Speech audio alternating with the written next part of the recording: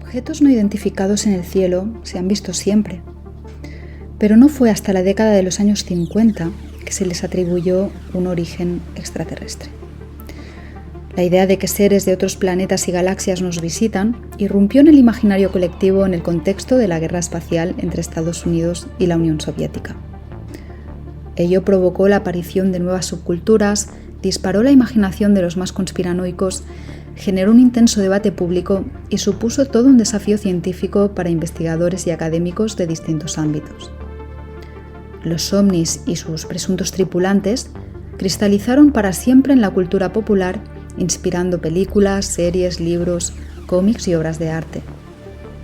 De algún modo, llegaron para quedarse, a tal punto que incluso acabaron asumiendo un rol protagonista en distintos cultos espirituales y religiosos, una de las facetas más interesantes del mito extraterrestre y en la que nuestro siguiente invitado se ha metido de lleno desde 1986. Pero, ¿cómo se fue forjando el movimiento contactista? ¿Qué conexión tiene con el cristianismo? ¿Qué significa y qué implica ser un contactado? ¿Cuál es la historia de las sectas ufológicas o qué es, en definitiva, una epifanía ovni?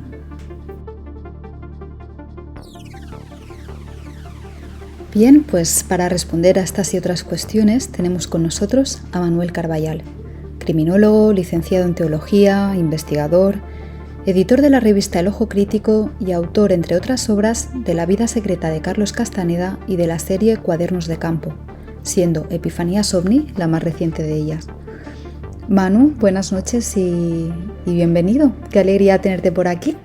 Ay, qué alegría para mí. Muchísimas gracias por la invitación, Adri. No, gracias a ti. Pues en esta ocasión toca hablar de ovnis, pero sobre todo de una faceta muy concreta del fenómeno, y es cómo algunas personas y colectivos han canalizado, nunca mejor dicho, su espiritualidad a través de los mismos. Vamos a hablar de este vínculo entre el misticismo y el fenómeno ovni.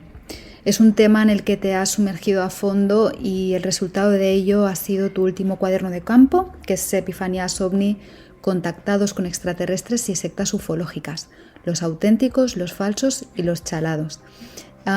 Cuéntanos para empezar el porqué de este título. Bueno, porque yo en 1987 viví mi propia epifanía ovni con Javier Sierra.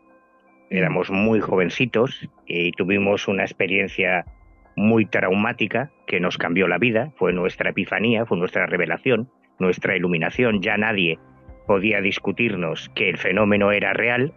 Ahora había que averiguar de qué se trataba, ¿no? Y desde ese día, concretamente desde las 12:03 de la madrugada del 24 de julio de 1987, que no se me olvidará en la vida, nuestra vida cambió y nos tiramos de cabeza y sin paracaídas por el precipicio a investigar esto de los ovnis. Y hasta hoy.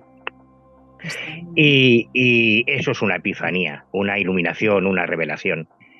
Y en la historia de las creencias, religión viene del término latín religare, ¿no? Volver a unir al hombre con la divinidad, con lo inefable, con lo trascendente. En la historia de todas las religiones hemos buscado siempre respuestas a las grandes preguntas existenciales. ¿Quiénes somos los humanos? ¿De dónde venimos y a dónde vamos? ¿Y qué sentido tiene nuestra vida? ¿Tiene algún sentido realmente nuestra existencia?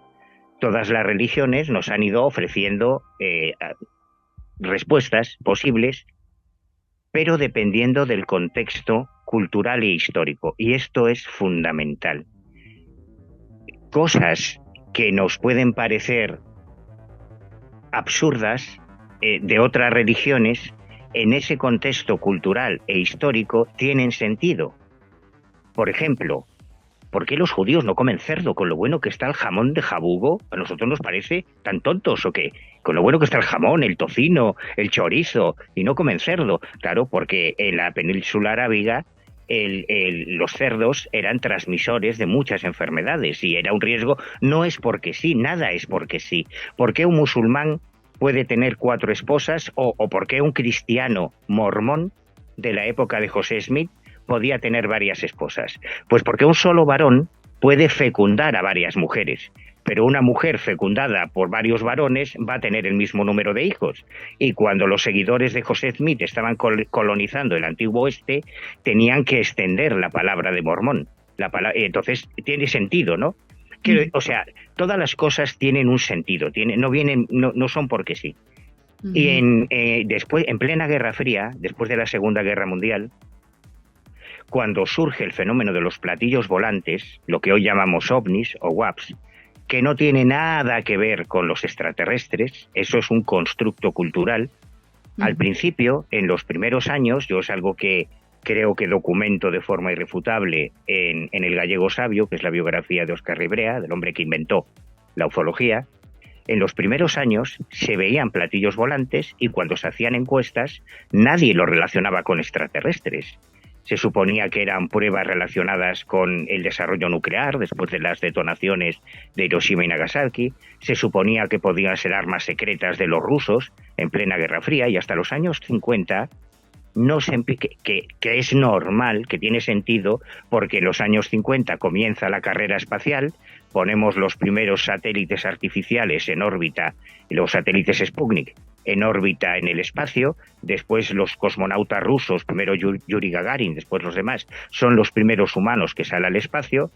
Y claro, alguien pensó, hombre, pues si nosotros estamos empezando a salir al espacio, a lo mejor existen otras humanidades en otros planetas que son las responsables de los platillos volantes. Y así es como surge el binomio ovni-nave extraterrestre, que se mantiene hasta hoy a nivel popular, pero no entre los investigadores. Y en 1952 hay un tipo muy concreto, George Sanansky, que es el primero en tecnificar las tradiciones esotéricas, fundamentalmente la teosofía, porque el contactismo está muy vinculado a la teosofía de Elena Petrovna Blavatsky.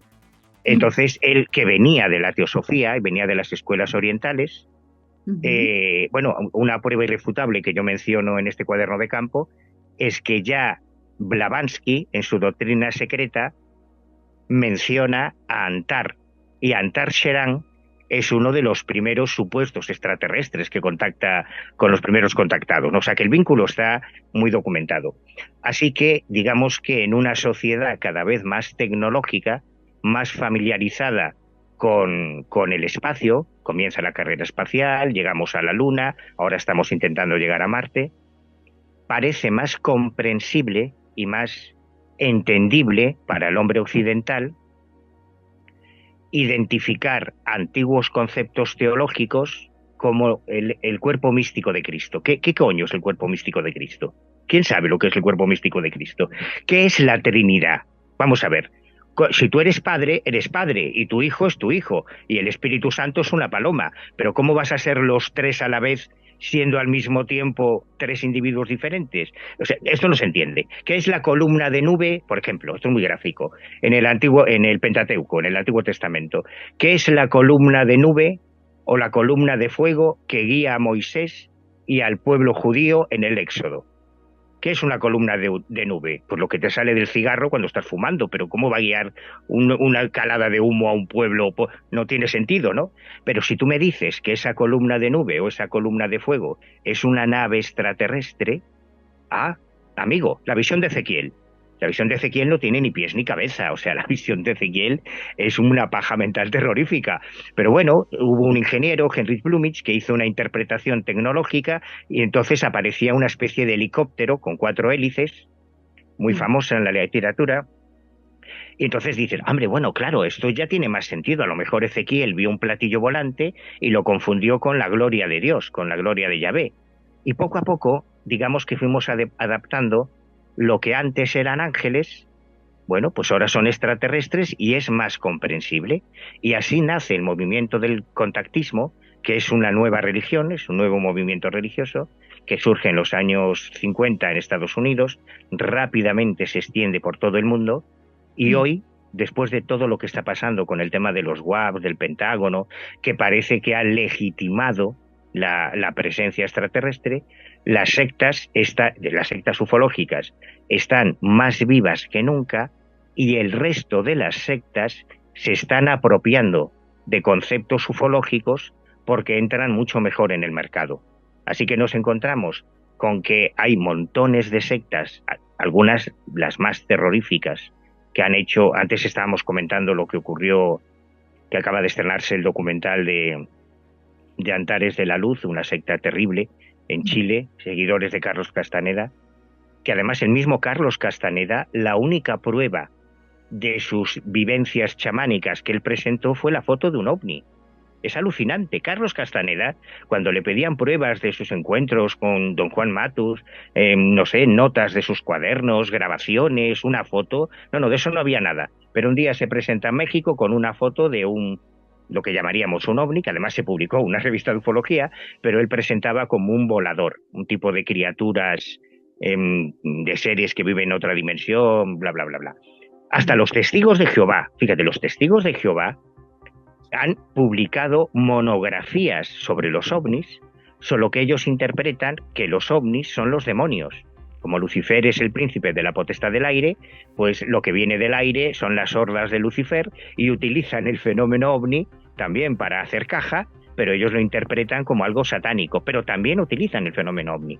O sea que las sectas ufológicas ya no son solo sectas ufológicas, que son todas las sectas utilizando el tema de los ovnis. Por eso están de actualidad el tema de los contactados. Entiendo que habrá una interpretación del fenómeno por cada contactado oculto que haya, ¿no? Y que de algún modo semejante en las Sagradas Escrituras, como se habla en clave metafórica, también dará lugar a distintas interpretaciones, ¿no? Sí, pero no. Es decir, estamos en una democracia, tenemos nuestro derecho constitucional a la libertad de culto y la libertad de creencias y, por supuesto, cualquiera puede leerse la Biblia o el Corán o el Ramayana o el Bundajís o el Popol Vuh o la Torá o lo que le dé la gana e interpretarlo como quiera. Eso es legal. Pero no es útil, porque los libros están escritos en un momento determinado por unas personas determinadas y en un contexto cultural determinado. Y hablan para sus lectores inmediatos, no para los que vienen 2000 años después. Por eso, si quieres entender lo que dice la Biblia, pues acude a los exégetas, a los historiadores, a los filólogos, que te van a explicar qué quiere decir cada cosa, además utilizando el método científico, la investigación filológica, y entonces vas a entender qué significa los carros de Jehová, o qué significa la nueva Jerusalén que descenderá del cielo, o por qué el altar de Yahvé tenía cuernos, todo eso tiene una explicación histórica. Claro, si tú no, ten en cuenta que la gran lucha del protestantismo frente al cristianismo era precisamente que todos los creyentes tuviesen acceso a las escrituras, porque antes de Lutero, primero, había un índice de analfabetismo enorme. Segundo, aunque tú supieses leer en castellano, porque tú eres española, o yo soy español y podemos leer en castellano, claro, los textos estaban en latín.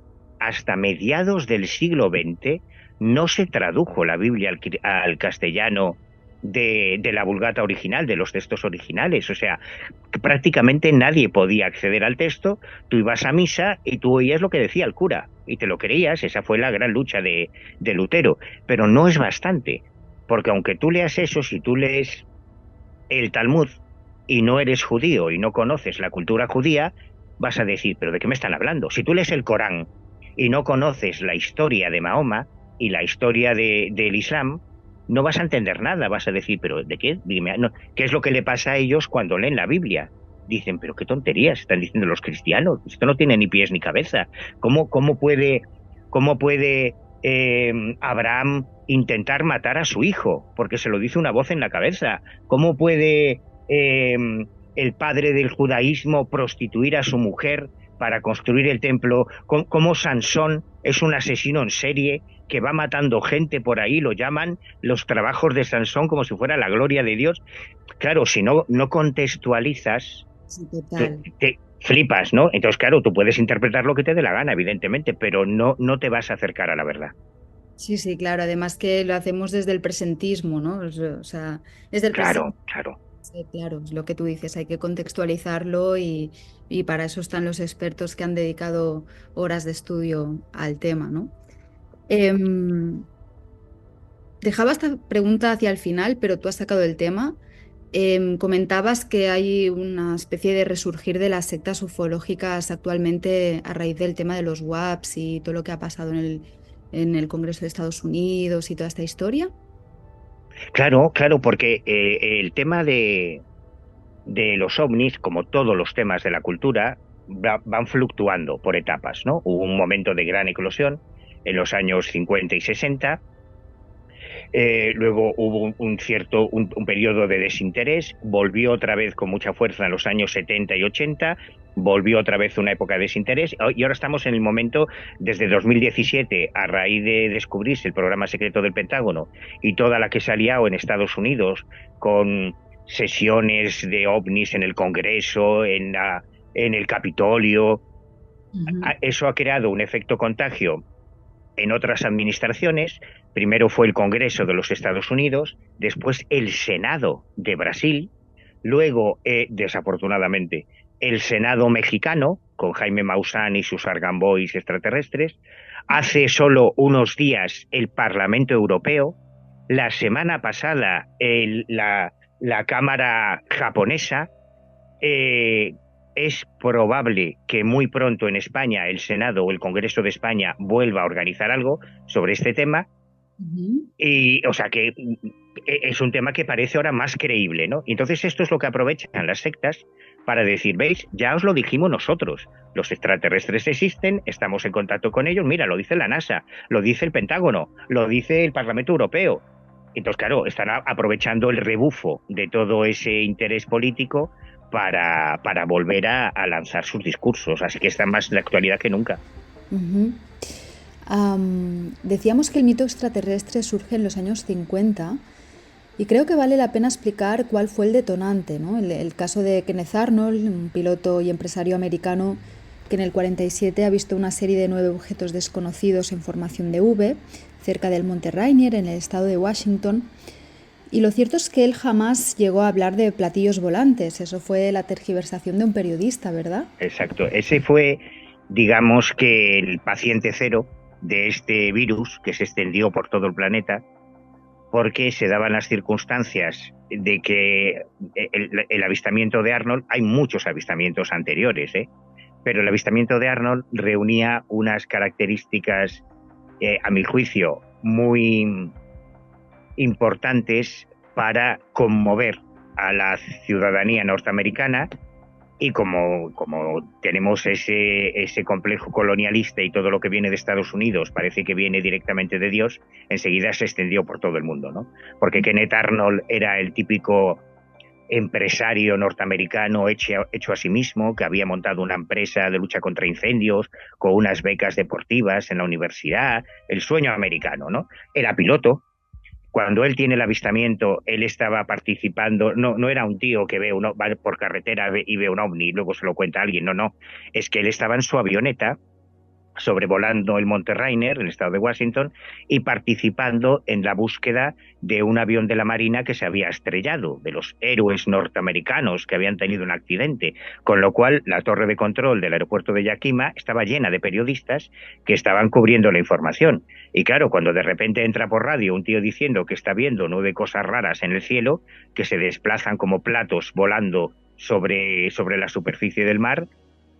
Claro, eso ya había una gran recepción a esa información. Encima es un piloto el que te lo cuenta, ¿no? Una cobertura mediática que estaba ya ahí, ¿no? Claro. Claro, claro. Entonces se dieron una serie de circunstancias para que al día siguiente todos los periódicos sacasen en portada se han visto platillos volantes. Que no eran platillos, que ese fue un error de interpretación de él.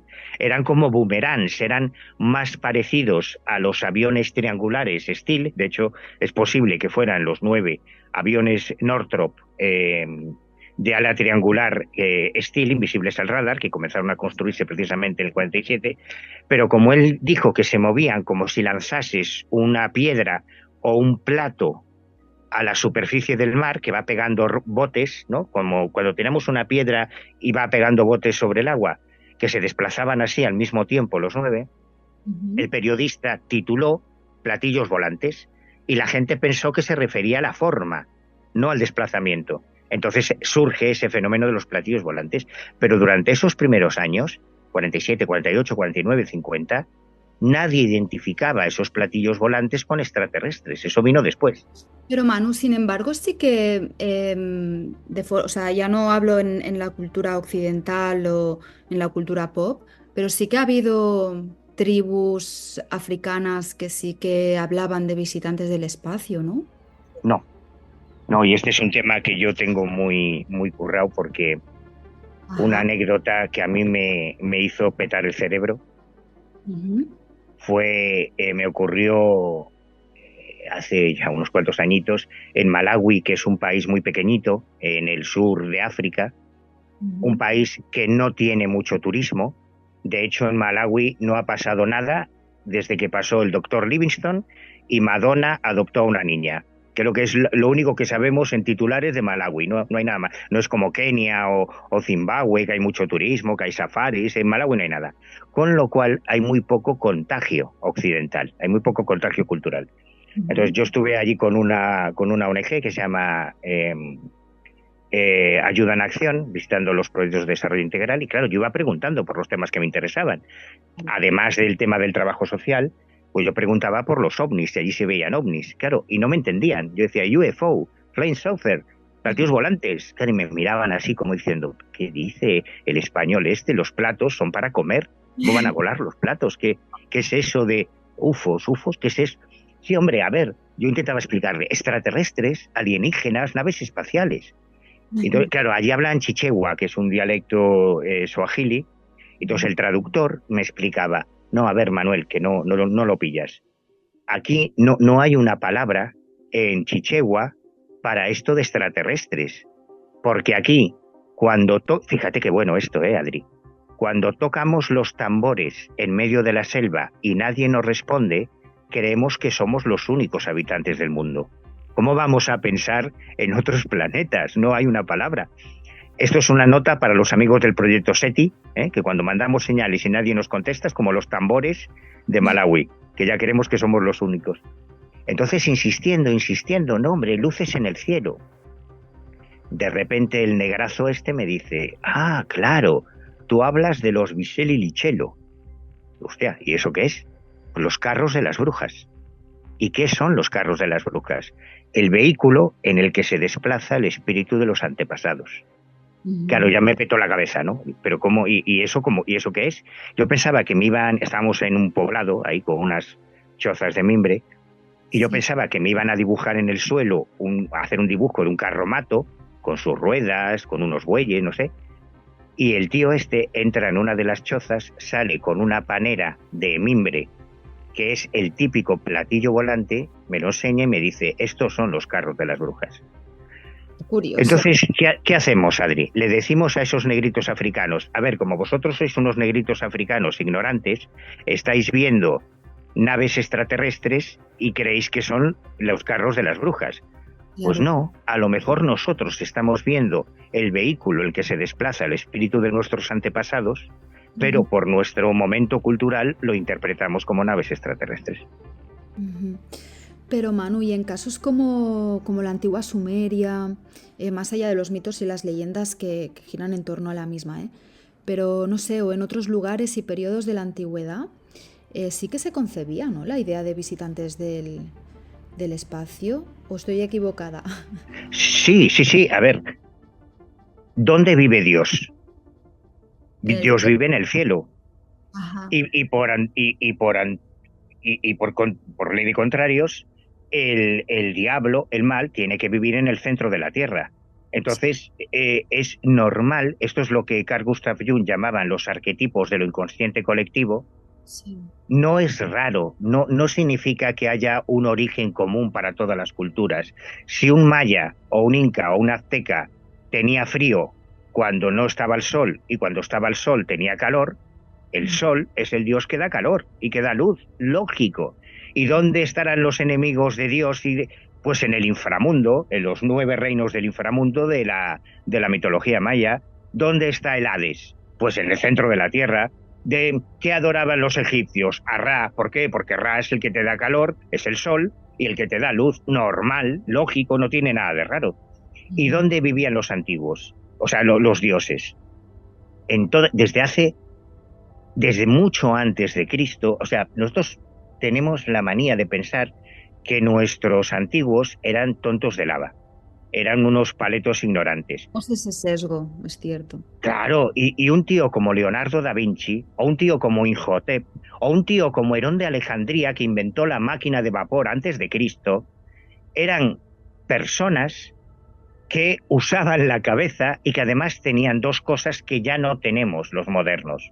Tenían motivación y tenían tiempo para observar. Y los grandes descubrimientos de la historia, o sea, alguien que fue capaz de construir una cosa como la Gran Pirámide de Keops, o su padre, que construyó tres. Keops era un aficionado. Su padre construyó tres pirámides en su reinado. La de Meidún, la pirámide acodada y la pirámide roja. Era gente que estaba motivada porque la fe mueve montañas y tenían tiempo para observar la naturaleza. Entonces, hay crónicas y hay relatos de los antiguos filósofos griegos, por ejemplo, que observaban las estrellas, o los hindúes en el Mahabharata, en el Ramayana, e incluso en el Popol Vuh. Hay reflexiones de astronomía que flipas. Porque claro, ¿cómo era posible que los astrónomos mayas fuesen capaces de calcular las órbitas de los planetas? Pues porque se pasaban años observando y tomando notas, no porque viniese un marciano y se lo soplase al oído, porque eran gente muy motivada y que tenía tiempo, que es lo que nos falta en nuestra sociedad. Y entonces todos ellos se planteaban si ahí arriba esos puntitos luminosos que veían, esos cuerpos que de repente, los meteoros o los bólidos, cruzaban, o los cometas, de repente cruzaban el espacio, las conjunciones planetarias. La astronomía, nos guste o no, nace de la astrología, Caldea y Babilonia. Es evidente, ¿no? Sí. Entonces, en muchos relatos, en muchas tradiciones, se identifica la casa de los dioses con esos puntos luminosos que se veían por la noche en un cielo estrellado, que la gente que vive en las ciudades pues ya no sabe lo que es, pero los que vivimos en el campo seguimos flipando con los cielos estrellados, con todo lo que hay ahí arriba. Así que claro que hay mitos que identifican, sobre todo en la literatura védica, que es de la más antigua, hay toda una serie de viajeros estelares que se pasaban la vida yendo de una estrella a otra, pero son mitos, son relatos, no significa que sea real. Bueno, volviendo al redil del tema que nos ocupa, Manu, entonces entiendo que prácticamente a la par que se empezara a atribuir el origen extraterrestre a los ovnis, apareció también el fenómeno del contactismo, ¿no? Ujú. Háblanos, si te parece, de los pioneros de Adamski, de Siragusa y en España de Fernando Sesma. ¿Quiénes fueron los personajes? Pues cuando surge el fenómeno de los platillos volantes, es muy difícil de transmitir esto porque no cuesta hacerse una idea. Yo no fui consciente hasta que me metí en la hemeroteca y me fui a ver los periódicos de los años 40 y 50 y flipé. Porque todos los días en todos los periódicos del mundo se publicaban noticias sobre platillos volantes. Fue un fenómeno social inimaginable, descomunal. Fue una cosa brutal, terrorífica. Y todo el mundo sentía curiosidad por ese tema. Entonces aparecieron unas personas, el primero fue Adamski, junto con otros muchos contactados, Howard Mengel, Daniel Fry en Estados Unidos, en Europa probablemente el primero fue Eugenio Siragusa, un inspector de Hacienda, que eso sí que da miedo, de Hacienda en Italia, que en el año 52 dice que tuvo su primera experiencia y que luego se convirtió en embajador de los extraterrestres. Y aquí en España el primer gran personaje fue Fernando Sesma, que era un tipo que escribía pasatiempos, escribía cuentos, relatos de detectives en varias revistas muy importantes de la época, en La Codorniz, en 10 minutos, que se sigue publicando todavía hoy. Y cuando el tío se enamoró del tema ovni y creyó que estaba recibiendo mensajes de extraterrestres, claro, tuvo mucha repercusión en la España de los años 50, hasta tal punto que salió en el Nodo, los noticiarios dominicales de la televisión franquista, y en el año 54 funda en España la Asociación de Amigos de los Visitantes del Espacio, BURU, que fue la primera organización contactista, digamos, en España. Año 54, fíjate, solo 2 años después de la historia de Adamski. Y estas personas, probablemente yo quiero pensar que eran bien intencionadas, que eran gente que buscaba una respuesta a las preguntas existenciales, quiénes somos, de dónde venimos, a dónde vamos, y a través de esa idea de que los ángeles de ayer son los extraterrestres de hoy, era algo como mucho más fácil de entender, ¿no? Como más cercano. Lo de los ángeles, los tíos con alitas, hombre, ¿cómo va a tener un tío alas? Pero si me pones ahí una mochila de estas voladora que vemos ahora en YouTube, a tíos volando con su mochila, parece como más comprensible, ¿no? Pues oye, pues será un marciano con una mochila voladora en vez de alas. Las alas son una alegoría. Y todo eso cuajó de una forma tremenda en la sociedad europea, igual que en la norteamericana, y comenzaron a surgir grupos. Yo subtitulo el cuaderno de campo Los auténticos, los falsos y los chalados, aunque hay un cuarto grupo, más siniestro todavía, porque probablemente hay gente sincera que realmente creía que estaba en contacto con extraterrestres, porque aplicaban las mismas técnicas que usaban los espiritistas de finales del siglo pasado, por ejemplo, o la teosofía, para intentar comunicarse con estos supuestos alienígenas. Y funcionaba. Por ejemplo, la escritura automática. Por ejemplo, la Ouija. Si tú haces la Ouija, yo lo he hecho 1.000.000 de veces. Es súper fácil, no falla. Tú pones ahí con 4 amigos el dedito encima del vaso, hasta que se mueva. Y si tienes un poco de paciencia, se va a mover. Se va a mover porque lo movemos nosotros, no se mueve solo, ni lo mueve nadie. Se va a mover. Y cuando se empieza a mover, ¿cuál es la primera pregunta que se le hace a la Ouija? ¿Estás ahí? ¿Hay alguien ahí, no? Claro. Claro. ¿Cuál va a ser la respuesta? No te va a decir que no, menuda gilipollez, entonces ¿quién habla? Si no estás, claro, se va hacia el sí. Todos saben que tienen que llevarlo inconscientemente hacia el sí. ¿Cuál es la siguiente? ¿Quién eres? Y ahí es donde empiezan los problemas. Y como es una pura cuestión de física, es que esto está súper estudiado. El tema del efecto idiomotor está muy estudiado.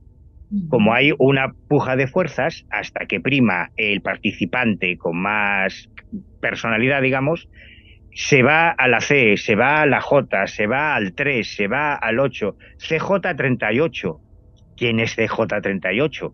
Hombre, pues a ti te suena C3PO, ¿no? Te suena R2D2. Oye, pues esto debe ser de otro planeta. ¿Eres un extraterrestre? Sí, ya tienes contacto. Y a partir de ahí te montas el grupo Atlán. O sea, a partir de ahí, con algo tan sencillo como esto, tú probablemente, o al menos algunos de los participantes, realmente van a creer que están en contacto con extraterrestres, hasta tal punto de que hay quien se ha quitado la vida por su convicción en que estaba en contacto con extraterrestres. Recuerdo el caso de James Gate, de la Puerta del Cielo, que 39 seguidores de Marcel Applewhite se suicidaron porque se creían que iba a venir a otro planeta. Y sin irnos tan lejos de donde estás tú, ahí en Barcelona, en Terrassa, en junio de 1972, se produce el primer suicidio colectivo de 2 contactados en España, en los suicidas de Terrassa, José Félix Rodríguez Montero y Joan Turballés, además decapitados por las ruedas de un tren porque se creían que iban a ir a Júpiter. Estos no te están engañando. Estos claro, dejaron una carta, ¿no? Sí, yo tengo una copia, vamos, tenemos todo el sumario judicial del caso, porque José Guijarro y yo hicimos una investigación muy larga y muy dolorosa, porque hablamos con las madres, hablamos con las esposas, los familiares, la policía, la gente que encontró los cuerpos, fue una investigación terrible. Pero quiero decir que estas personas no te estaban mintiendo, estaban tan convencidos de que realmente estaban en contacto con extraterrestres que dieron su vida por esa convicción. Así que no podemos frivolizar, porque yo entiendo que para el gran público, cuando oyen hablar de alguien que dice que se comunica con extraterrestres, este es un chorizo, te quiere montar un negocio, te nos quiere sacar la pasta. No es tan sencillo, no es tan sencillo. Bueno, claro, habrá distintos perfiles metidos en esto del contactismo. Claro. Nos hablabas del tema de la Ouija y sin desviarnos mucho del tema, es que me parece fascinante, ¿no? Lo que comentabas del efecto idiomotor porque al final implica un proceso disociativo de la mente, ¿no? En la medida en la que la persona es inconsciente de lo que está haciendo o de que ella es la que lo está provocando. Claro, claro, sí, sí, sí, pero bueno, es solamente, la Ouija es solamente una de las muchas formas de utilizar el efecto idiomotor. Ujú. Ocurre lo mismo con la escritura automática, también es puro efecto idiomotor. Ocurre lo mismo con la radiestesia, también es efecto idiomotor. Ocurre lo mismo con el cumberlandismo, que es una especialidad dentro del ilusionismo, puro efecto idiomotor, porque no controlamos los micromovimientos musculares inconscientes. Por eso son inconscientes, porque no los controlamos conscientemente. Entonces, en determinadas circunstancias, y nosotros conocemos solo eh, la fenomenología occidental. Lo bueno que tiene viajar, que es algo que te abre mucho la mente, y esto de abrir la mente para mí es una cosa importante que aprendí con sangre. Cuando viajas a otras culturas, ves que ellos tienen su forma de expresar el efecto idiomotor, y si tú te vas a China o a Japón y ves una sesión de, creo que se llama Fuji, que es como la Ouija, pero China. Eso es espectacular, Adri. O sea, lo nuestro del vasito es una mariconada, porque ellos lo hacen con unas planchas con arena y con una especie, a ver cómo explico esto. Imagínate una cruz hecha con dos palos, ¿no? Y en el centro de esos dos palos, donde convergen los dos palos, hay otro palito como si fuera un lapicero. Sí. Entonces, 2 o 4 personas ponen el dedo sobre esos 4 extremos de esa cruz hecha con palos y empiezan a moverla sobre la arena y van escribiendo caracteres que es muy mira que son raros los chinos escribiendo, joder. Y a toda velocidad. Tú ves una sesión de eso que es exactamente lo mismo que la Ouija, pero en su contexto. Y ellos no creen nada de lo que creemos nosotros. Y ninguno de los dos tiene por qué tener razón, probablemente ninguno la tenga, pero todos somos fruto de nuestro contexto cultural y nuestra educación. Tú ves eso y es espectacular. Y es exactamente lo mismo. O la Verónica, que es lo más sencillo del mundo. Lo de meter una tijera dentro de un libro, anudarla, y en la cultura gallega está el rito de la peneira, que es lo mismo que la Verónica, pero se ponía una tijera y se ponía una peneira, un cedazo de estos para filtrar el trigo y el maíz, con un rosario para bendecirlo, y las antiguas meigas, y esto todavía se hace hoy en algunas aldeas de Galicia, todavía hay personas, y mujeres sobre todo, que utilizan el rito de la peneira para preguntarle al más allá cosas. Todo eso es efecto idiomotor. Son esos pequeños movimientos musculares inconscientes que buscan un amplificador. El amplificador puede ser un péndulo. Tú en un péndulo, un mínimo movimiento que hagas con los dedos se va a amplificar. Cuanto más largo sea el péndulo, más se va a amplificar el movimiento. Entonces, respóndeme sí girando a la derecha, respóndeme no girando a la izquierda. Y puedes tener una conversación de horas con tu propio inconsciente, aunque tú creas que estás hablando con la Virgen, con los extraterrestres, con los espíritus o con las líneas Harman. Todo eso es efecto idiomotor. Da para una entrevista al completo este tema, es súper interesante. Entonces, modos de contacto. ¿Cómo suelen contactar los contactados, valga la redundancia, con los supuestos seres extraterrestres? Entiendo que la Ouija es una de estas vías, la telepatía. Cuéntanos, Manu. Sí, claro, cada maestrillo tiene su librillo. Hay grandes organizaciones internacionales, grandes multinacionales del contacto, como fue y en realidad es la misión Rama de Sixto Paz, Sí. que le dedico un capítulo muy extenso y creo que demoledor. Creo que queda muy claro qué es la misión Rama, de dónde viene, a dónde va, cómo funciona. Pues la misión Rama nace de unas sesiones de psicografía. La psicografía es la escritura automática. Es otra técnica que utiliza el efecto idiomotor y que consiste en coger un folio, poner la mano muerta con un bolígrafo y esperar. Ujú. Y esperar concentrándote en que vas a comunicarte con alguien o que alguien se va a comunicar contigo. Entonces, en un momento determinado, empezará a girar tu mano, primero hará, pues como pasa con la Ouija, empezará a hacer círculos concéntricos, luego a medida que se van haciendo los primeros trazos, tienes que tener una persona, en el caso de Sixto Paz era su hermana Rose, que era la que iba quitando los folios y poniendo otros, ¿no? Tienes que tener alguien que te ayude. Y llega un momento en que empiezas a escribir palabras y tú crees que esas palabras no las escribes tú, sino que es una comunicación telepática, en el caso de Sixto Paz, con Oxal, un supuesto extraterrestre que vendría de Morlen, lo que nosotros llamamos Ganímedes. De hecho, ese fue el primer mensaje fundacional de la misión Rama. Hola, soy Oxal, vengo de Morlen, lo que vosotros llamáis Ganímedes. A partir de ahí nace la misión Rama, que se ha extendido por todo el mundo, y que es un buen ejemplo. La Ouija, pues tenemos ejemplos como mi querido Paco Padrón, o como sobre todo el Grupo Atlán, que fue el grupo más influyente en todos los movimientos de contacto en los años 90 y principios de los 2000. También le dedico un capítulo muy largo a la historia del Grupo Atlán, porque los he conocido muy bien. A Rama también, pero con Atlán tuve una vinculación muy directa. Y todavía siguen operativos con otro nombre, pero siguen operativos a fecha de hoy, y ellos utilizaban la Ouija para hacer esas comunicaciones. Luego hay otros, lo que nosotros llamábamos contactados visuales en los años 70, que eran personas que aparentemente atraían el fenómeno ovni. O sea, eran personas que salían por las noches a los montes, a los valles, a las carreteras, intentando cazar ovnis. De hecho, yo acuñé el término cazadores de ovnis para referirme a ellos. Y aparentemente tenían resultados. De hecho, hay personajes como Vicente Enguídanos, como Juan Salvador Arnau, o como Luis José Grifol, mi querido Luis José Grifol, que tenían álbumes y álbumes y álbumes de fotos de luces raras en los cielos que ellos identificaban como ovnis.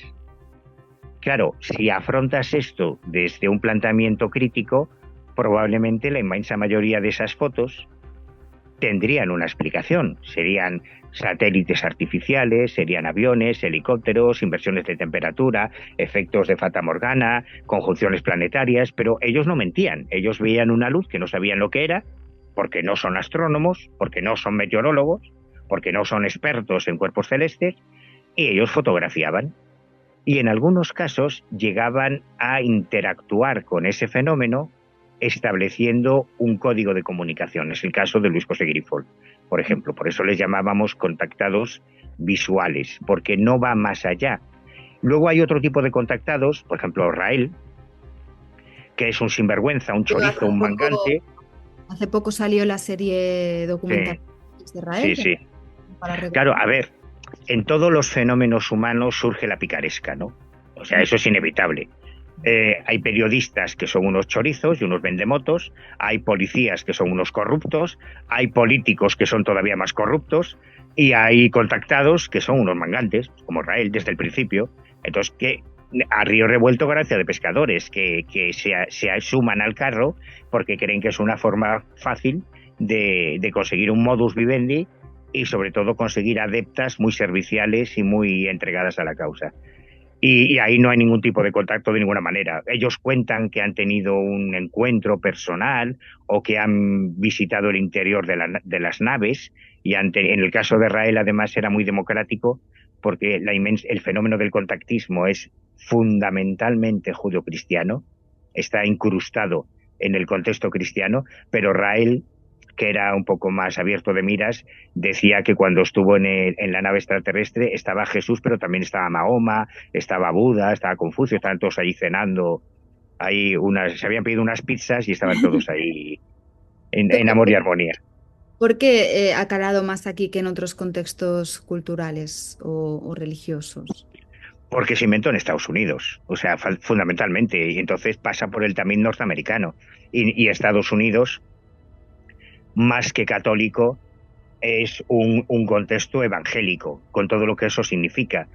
Las iglesias protestantes, digamos que están mucho más receptivas a lo sobrenatural que el catolicismo, que por lo menos hasta hace unos pocos años había sido mucho más prudente. O sea, en Estados Unidos tú tienes un resfriado y ya te pueden hacer un exorcismo, porque eso se considera una posesión. La Iglesia Católica era más prudente con eso, ¿no? Entonces, todos los telepredicadores norteamericanos que vemos a veces en Google haciendo gilipolleces, pues no hacen otra cosa, tonterías. No, esto es donde ahora voy a hablar en lenguas. Watch away. Estoy hablando en arameo. Claro, nunca hay un traductor de arameo allí que le diga, te está haciendo el tonto, qué coño arameo ni qué arameo. Pero son mucho más receptivos. Entonces, que tema surgiese allí, aquello de identificar a los extraterrestres y a Jesús y a la Virgen, todos van en ovni. Ahora Jesús, la Virgen, Enoc, Elías. Enoc y Elías subieron a los cielos en un carro. ¿Cómo van a subir en un carro? Los carros no vuelan, sería un platillo volante. Eso es más comprensible, ¿no? Y esa es la explicación, si es que todo viene de Estados Unidos. Pero últimamente, como te decía, ahora con toda esta psicosis desde 2017 del Pentágono y de la NASA y todos metidos a legitimar el tema ovni, oye, que esto de los ovnis es serio, que hay que estudiarlo, han comenzado ya a aparecer en otras culturas, muy tímidamente, han comenzado a aparecer ya los primeros grupos de contactados, judíos, musulmanes, Sí, budistas. Hace unas semanas en... ¿Dónde fue? En Tailandia, quiero recordar, o Indonesia, creo que fue en Tailandia. Debe ser Tailandia, sí. En Tailandia se celebró un festival de música extraterrestre organizado por una secta budista de contactados. eso. ¡Qué fuerte! Sí, sí, que además te explican, y muy bien explicado, que no, a ver, que no, que los cristianos no os enteráis, no tenéis ni puta idea. Los extraterrestres son budistas, porque el budismo es la religión verdadera, no el cristianismo. Entonces, como Buda era un extraterrestre, porque no era de este mundo, los extraterrestres son vegetarianos, vienen de dos puntos, además ubican dos puntos concretos, dos orígenes, dos estrellas, que es de donde vienen los Gautamas, los Budas. Pues Buda no es un nombre propio, el nombre propio es Siddhartha Gautama, pero digamos, Buda es un rango, ¿no? Buda es como rabí, como maestro, como mesías. Entonces de ahí vienen los Budas y ellos, y es uno de los primeros grupos de contactados que yo he localizado que no son cristianos, pero el 99% del fenómeno contacto está circunscrito al cristianismo. Por eso se identifican todos los personajes de la Biblia y todos los acontecimientos bíblicos dentro, a través del tamiz tecnocrático, tecnológico de los platillos volantes de los extraterrestres. Es un revisionismo, ¿no? Total, total, fruto de nuestra cultura, si es que somos víctimas de nuestra cultura. Es que nosotros, yo creo que este es un problema que ha tenido siempre la humanidad. Siempre nos hemos creído lo más, ¿no? Los reyes del mambo, el final de la evolución. Sí, Y sí. técnicamente lo somos, porque somos los últimos que hemos llegado. Entonces sabemos mucho más que todos nuestros antecesores, pero es que sabemos mucho menos de todos los que van a venir. Y nuestros hijos y nuestros nietos nos mirarán así de reojo con ironía diciendo, joder, fíjate, qué pringadillos en el 2024 lo que creían, ¿eh? Qué ingenuos. Pues como nosotros cuando miramos a nuestros padres o a nuestros abuelos y decimos, joder, fíjate, Nino Bravo con pantalones de campana, anda, que ¿a dónde vas? O cuando Lavoisier, yo siempre pongo este ejemplo porque me parece muy gráfico, cuando Lavoisier, que era el presidente de la Academia de Ciencias de París, decía, a ver, señores, esto de los meteoritos, de los bólidos, estos son pseudociencias, esto no existe. ¿Cómo van a caer piedras del cielo si en el cielo no hay piedras? Yo miro arriba, veo nubes, pero no hay piedras. ¿Cómo van a caer piedras del cielo? Claro, ¿qué Sí. significa eso? Que Lavoisier no mentía, pero le faltaba información. Y a nosotros nos falta toda la información, no sabemos nada. Sabemos mucho más que nuestros predecesores, pero solamente lo que está descubriendo el observatorio James Webb sobre el espacio, sobre el universo, es que somos un poquito de humildad, por favor, que somos unos auténticos ignorantes. Y dentro de 20 o de 40 o de 50 años, la percepción de la realidad y la ciencia probablemente tendrá muy poco que ver con lo que queremos ahora, que son los límites del conocimiento. Sí, sí, por eso vamos cambiando de paradigma, ¿no? A través a lo largo de las épocas vamos cambiando nuestra visión del mundo que tenemos como individuo y como individuos y como colectivos, como sociedad. Por supuesto. Permíteme, con tu permiso, recomendarle a todos tus oyentes que se lean un artículo de una tal Adriana Stopp en el último número del Ojo Crítico, que es gratis, por cierto, que es gratis, que se lo pueden descargar gratis, y que les va a abrir mucho la mente, que es algo muy importante, abrir la mente. Aquí queda dicho. Bueno, Manu, el caso es que, como hemos ido explicando, tú te has zambullido de lleno durante muchísimos años en esto del contactismo y quería que nos explicaras qué pasó el 2 de febrero de 1978. Probablemente se trató, probablemente, no me atrevería a asegurarlo porque si no Bruno Cardeñosa me mata, pero probablemente se trató de la entrada en la atmósfera de un asteroide de gran tamaño que generó lo que llamamos macroavistamiento. Dentro de la ufología llamamos macroavistamiento a la circunstancia en la que cientos o miles de personas ven algo en el cielo que no saben identificar. Eso es un ovni, por definición. Tú ves algo en el cielo que no sabes lo que es, pues estás viendo un objeto que vuela no identificado, un ovni. Y no es más que eso, claro. Claro, exacto. Entonces, ese día se produjo un macroavistamiento espectacular, porque fue muy espectacular. De hecho, mi compañero Javier Sierra lo vio. Él ya se había mudado a Madrid para estudiar Ciencias de la Información y estaba en su colegio mayor, y él fue uno de los testigos y me llamó a través de una cosa que ahora parecerá un OPAR, que se llamaban cabinas telefónicas, porque no había teléfonos móviles. Entonces me llamó desde una cabina: Manuel, que lo he visto. Y nos pusimos a investigar. Y como te decía, unos meses antes, en junio de 1947, Javier y yo vivimos nuestra epifanía ovni. Vimos algo que a fecha de hoy todavía no sabemos explicar.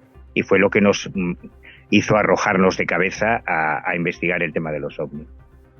En esos meses yo había contactado con un grupo de La Coruña, que luego se llamó Humanidad Solar, y con el que conviví directamente durante años.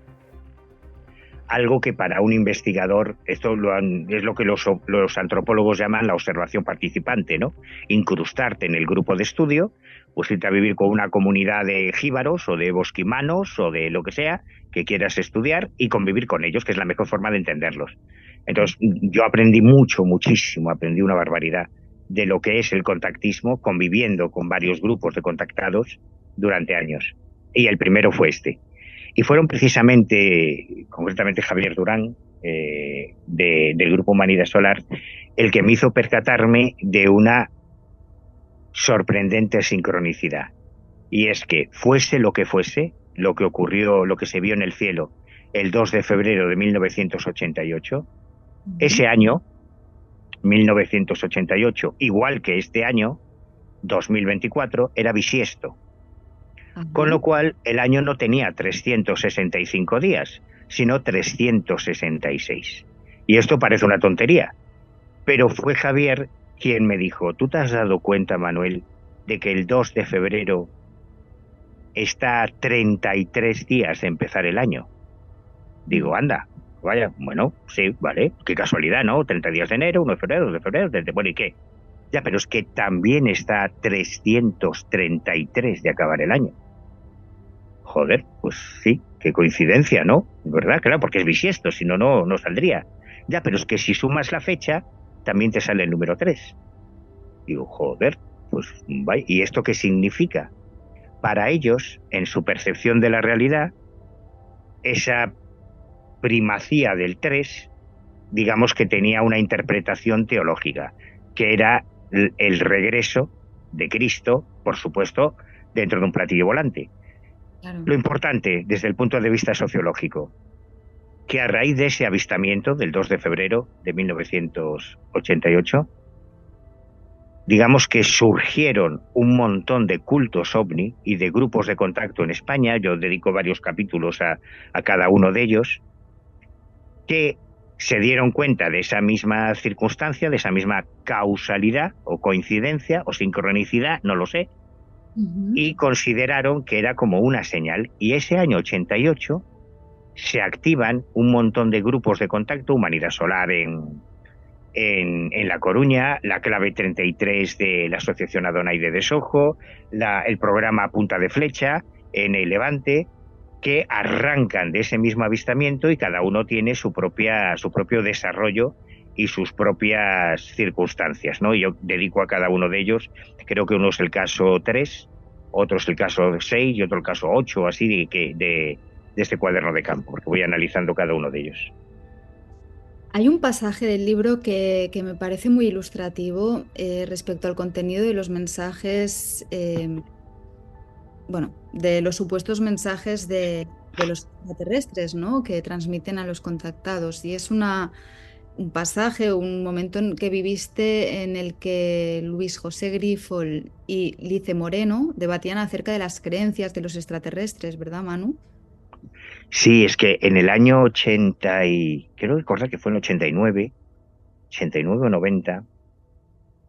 Claro, Javier y yo estábamos ya como kamikazes metidos, Javier Sierra y yo estábamos en este tema ya a saco, ¿no? De hecho, intentamos convocar, más que convocar, intentamos crear una plataforma de estudio de los contactados, del fenómeno contacto más racional, con investigadores de España. Tuvimos varias reuniones ahí en Barcelona, en casa de Nacho Cabria, que es antropólogo social, con Josep Guijarro, con otros investigadores, para montar el proyecto, creo recordar que llamamos proyecto CACE, Catálogo de Contactados Españoles, porque queríamos hacer un estudio racional del fenómeno contacto, ¿no? Que no cuajó, pero bueno, estábamos tan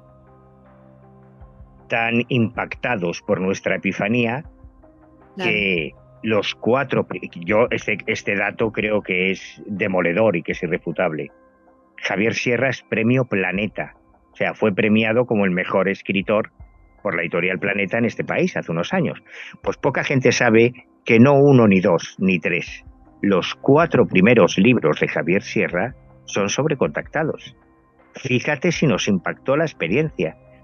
E hicimos muchas cosas. Organizamos un montón de encuentros, de congresos, seminarios, experimentos. Javier, solo unos meses después, el mismo año 87, se llevó a Grifol, al contactado con el que tuvimos la experiencia a Castellón, a Vinaroz, para ver si podía reproducir el fenómeno fuera de su hábitat natural, que era la montaña de Montserrat, unos 50 kilómetros más o menos, ¿no?, de Barcelona, y lo hizo.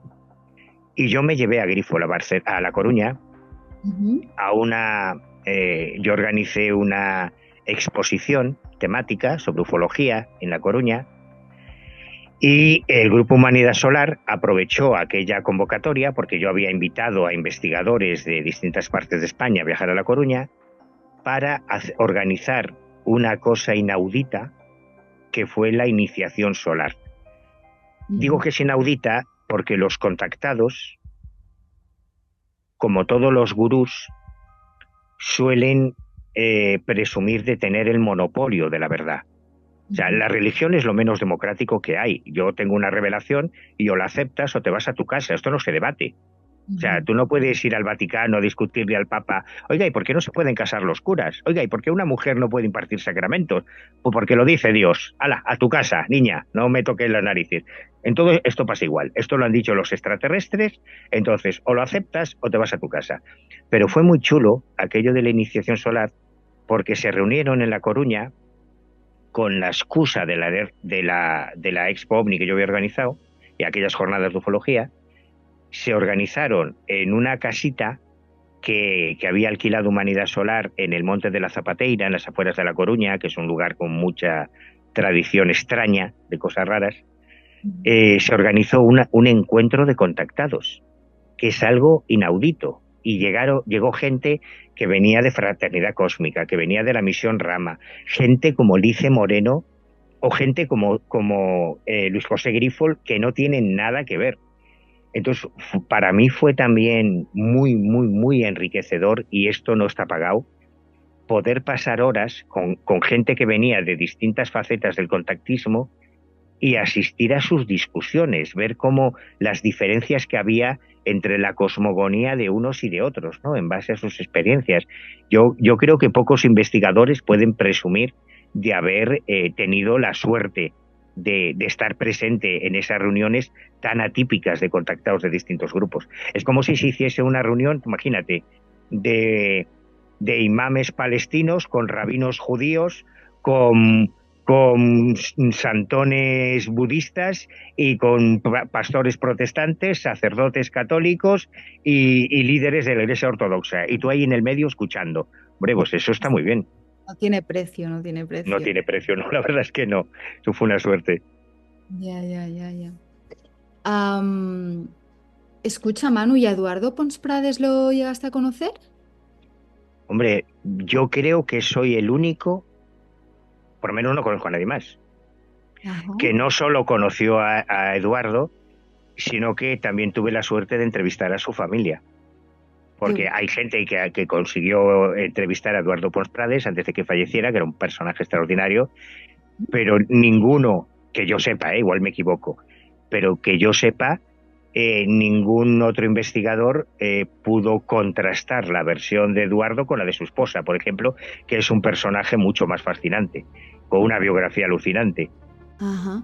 Bueno, estaría bien, Manu, explícanos quién fue Eduardo Pons Prades para aquellos oyentes que no hayan oído nunca hablar de él, porque lo he lanzado así al vuelo. Sí, a ver, yo a Eduardo Pons Prades le dedico, vamos, mi informe sobre el caso Pons Prades está en el cuaderno de campo 6, encuentros cercanos del tipo 4, porque no se podría etiquetar a Eduardo como un contactado Ajá.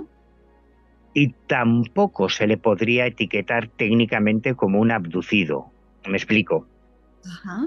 Joseph Alex Hynek, que fue el padre de la ufología científica, Hynek era un astrónomo, tiene una serie en Netflix, hay una serie contando la vida bueno, un poco fantástica, muy peliculera, de la vida de Hynek, pero digamos que fue un consultor de la Fuerza Aérea Norteamericana cuando se ponen en marcha los primeros proyectos oficiales, el proyecto Signo, el proyecto GRU, el proyecto Blue Book, para investigar esto de los platillos volantes, y es muy chulo que Hynek entra como asesor de la Fuerza Aérea, como escéptico destroyer, para explicar todos los casos, y a medida que empieza a hacer investigación de campo y habla con los testigos, se da cuenta de que no, cuidado, que aquí hay un porcentaje de casos que no tienen explicación.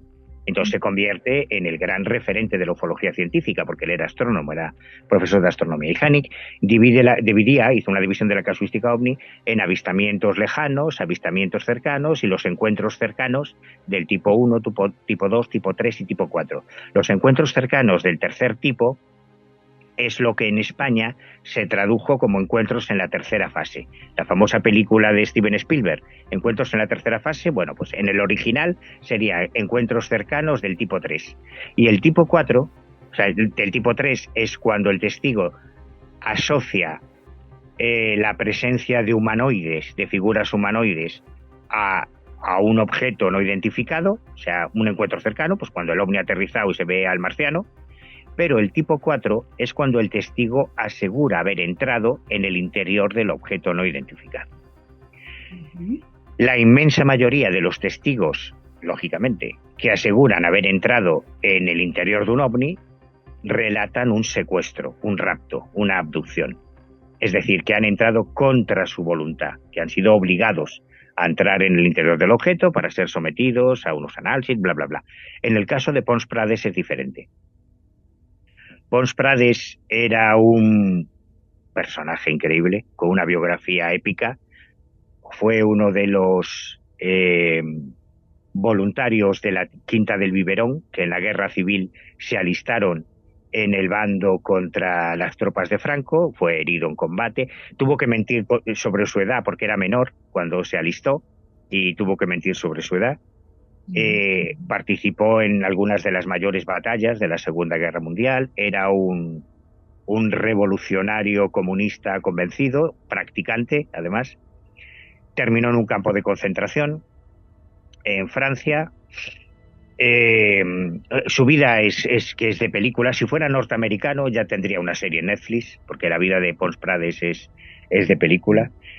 Y con el paso de los años, bueno, él incluso, esto fue en la Guerra Civil, en la Segunda Guerra Mundial, él colabora con los partisanos, con la resistencia francesa contra las tropas de ocupación alemana en la Segunda Guerra Mundial. De hecho, a Pons Prades debemos que se salvase el archivo gráfico de uno de los fotógrafos que ilustró los campos de concentración y todo el tema de la ocupación de Francia en la Segunda Guerra Mundial. Y ya después de la guerra se convierte en uno de los historiadores más prestigiosos de España, porque no hablaba de oídas, porque él escribía de lo que había vivido. Entonces, cuando él escribía de la Guerra Civil o escribía de la Segunda Guerra Mundial, era una autoridad. Y tenía una bibliografía muy reputada y muy prestigiosa, hasta que a mediados de los 80, no sabía que íbamos a hablar de esto, hablo de memoria, si no habría buscado la fecha concreta. A mediados de los 80, este tío, que publicaba con la editorial Planeta, que es la más importante de las letras españolas, posiblemente, pues se planta en el despacho de José Manuel Lara y le dice: mira, te traigo mi libro nuevo. José Manuel Lara era como el dios de los libros en España, porque era el dueño de Planeta. Entonces se planta con dos narices Eduardo Pons Prades en el despacho de Lara y le dice: mira, que me han llevado unos extraterrestres a un platillo volante, he escrito este libro que se llama El mensaje de otros mundos y quiero que me lo publiques. Claro, y Lara le dice: pero a ver, hombre, ¿tú qué te has metido? Vamos a ver, pero tú no te das cuenta de que si publicas esto vas a perder toda tu credibilidad como historiador reputado. Y a Pons Prades, que si no le asustaron las tropas franquistas, si no le asustaron los nazis, pues no le iba a asustar un editor. A mí me la pela. Yo quiero que me publiques este libro, además tal y como está. Y después de muchos rifirrafes, publica un libro que se llama El mensaje de otros mundos en Planeta, que hace unos años fue reeditado por Pablo Vergel, de Reediciones Anómalas, o sea que ahora está muy accesible, porque la edición de Planeta se vende por una fortuna, donde cuenta que él estuvo 4 horas dentro de un platillo volante, volviendo del sur de Francia hacia Barcelona, y ahí iba en su coche, dice que tuvo un encuentro, que lo llevaron dentro, y que tuvo una serie de conversaciones con los tripulantes de ese objeto. Y claro, la verdad es que a todos nos dejó muy desubicados, porque no ganaba mucho con eso, ¿no? Un tío que ya tiene una carrera establecida y una credibilidad como autor histórico de temas de historia.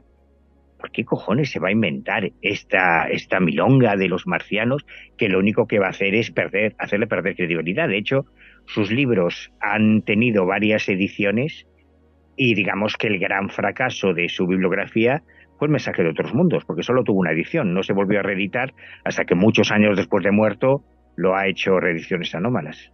Y Manu, él era anarquista, ¿no? Absolutamente, sí. Claro, llama la atención, yo también hablo de memoria, pero que el mensaje que supuestamente le dieron los extraterrestres está muy alineado con la ideología anarquista. Es así, ¿no? Sí, es así, pero no es solo Pons Prades. Todos los... A ver, hay una serie de arquetipos que encontramos en casi todos los mensajes revelados de los contactados, que es que tampoco podía ser de otra forma, así que es normal, joder, es que es lógico. Nos intentan transmitir que los extraterrestres, como están más evolucionados que nosotros, viven en unas sociedades idílicas. Unas sociedades idílicas en las que no hay corrupción, en las que no hay líderes políticos, en las que todos somos iguales. A ver, que esto lo estamos soñando desde la Revolución Francesa. Esto de la igualdad, la fraternidad, el gobierno del pueblo, esto es una utopía inviable en nuestro planeta, pero que ellos creen que en otros planetas pues sí ha podido ser o lo que nos plantean. Y en casi todos los imaginarios que encontramos en la bibliografía contactista hay algo muy parecido a ese anarquismo, que es inviable en una sociedad como las nuestras, ¿no? Pero los extraterrestres, como son extraterrestres, pues todo es guay, todos son iguales, no hay lucha de clases, no hay guerra de palestinos y de judíos, ni de ucranianos y rusos, porque todos pertenecen a un gobierno único. Claro, eso del gobierno único también es peligroso, porque es lo que han buscado todos los dictadores. Y la verdad es que luego hay otra lectura que hace Jacques Vallée en un libro tremendo, terrible, llama Emisarios de la Decepción, que ya sería meternos en el cuarto tipo de contactados, los contactados como víctimas de programas de operaciones psicológicas, de manipulación de las creencias, que también los hay casos, yo cuento un par de casos que parecen increíbles, pero te prometo que son reales, además incluyo toda la documentación, de grupos de contactados fabricados. Sí, o sea, estos son los contactados que son utilizados por los servicios secretos. Exactamente. Yo sé que esto... A ver, el libro tiene 450 páginas, ahí está todo. Ahora me oyes 2 minutos contando esto y parece que se me ha ido la pinza, que estoy loco. Ahí están todos los documentos, los informes desclasificados y los no desclasificados, aquí están las pruebas.